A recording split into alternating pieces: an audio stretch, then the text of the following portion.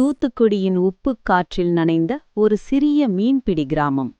அங்கே முத்து என்பவன் தன் வாழ்வாதாரமான நம்பிக்கை எனும் சிறிய படகை நம்பி வாழ்ந்து வந்தான்.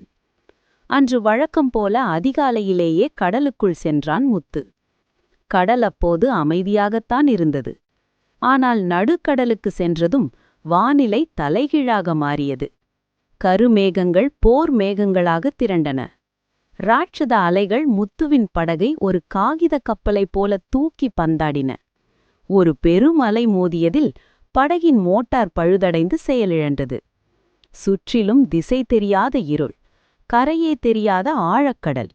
முத்துவின் மனதில் மெல்ல மரண பயம் ஊடுருவியது. இன்றுடன் எல்லாம் முடிந்தது என்று அவன் சோர்ந்து அமர்ந்தபோதுதான் அவன் தந்தை அடிக்கடி சொல்லும் அந்த வரிகள் நினைவுக்கு வந்தன. முத்து, கடலில் இருக்கும் நீர் படகை சூழ்ந்திருப்பதால் அது மூழ்காது. அந்த நீர் படகுக்குள் புகுந்தால் மட்டுமே அது மூழ்கும். அதுபோலவே வெளியிலிருந்து வரும் சவால்கள் உன்னை வீழ்த்த முடியாது. உன் மனதுக்குள் பயம் நுழைந்தால் மட்டுமே நீ தோற்றுப்போவாய். அந்த வார்த்தைகள் முத்துவுக்கு புதுத்தெம்பை ஊட்டின. தன் பயத்தை வெளியேற்றினான். கிழிந்திருந்த ஒரு பழைய பாயை சுருட்டி உடைந்த ஒரு மரக்கட்டையை துடுப்பாக்கிக் கொண்டான். திசை காட்டும் நட்சத்திரங்களின் துணையோடு தன் ரத்தம் சொட்டும் கைகளால் துடுப்பைத் தள்ளத் தொடங்கினான்.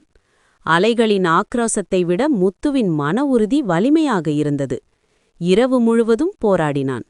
விடியற்காலையில் சூரியனின் முதல் கதிர் அவன் முகத்தில் விழுந்தபோது நம்பிக்கை படகு கரையை முத்தமிட்டது.